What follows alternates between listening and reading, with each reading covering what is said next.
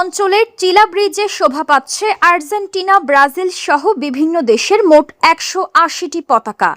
বিভিন্ন দলের ভক্তরা তাদের পছন্দের পতাকা টানিয়েছে ব্রিজের দুই পাশে।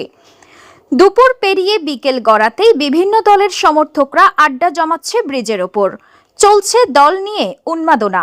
এতে পিছিয়ে নেই শিশু ও বৃদ্ধরা। তবে খেলা নিয়ে বেশি উত্তেজনা রয়েছে জেনজিদের মাঝে। খেলাকে ঘিরে রয়েছে সবার মধ্যে প্রতিযোগিতা, কে কত বেশি ও কত বড় পতাকা টানাতে পারেন। তবে সবার মধ্যেই রয়েছে আন্তরিকতা। সবাই মিলেমিশে খেলা দেখবেন, আনন্দ উপভোগ করবেন।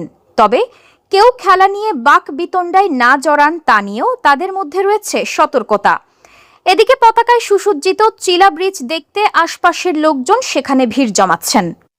উদ্যোক্তারা বলছেন, গ্রামের ফুটবল প্রেমীরা চিলা ব্রিজটি আর্জেন্টিনা, ব্রাজিল, স্পেন, ফ্রান্স ও জার্মানি সহ বিভিন্ন দেশের পতাকা টানিয়েছে। ব্রিজটি পতাকা দিয়ে সাজিয়েছে মূলত আসন্ন ফুটবল বিশ্বকাপকে ঘিরে।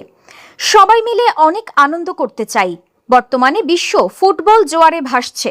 আমরাও আশা করি ও বিশ্বাস করি এবার আর্জেন্টিনা শিরোপা জিতবে। ফুটবল বিশ্বকাপকে ঘিরে চিলা ব্রিজ বিভিন্ন দলের পতাকা দিয়ে সুসজ্জিত করা হয়েছে। আমরা শতভাগ আশাবাদী এবার ব্রাজিল জিতবে। তবে সবার কাছে অনুরোধ, আমরা একসাথে খেলা দেখব, আনন্দ করব, কিন্তু একে অন্যকে ট্রল করা থেকে বিরত থাকব।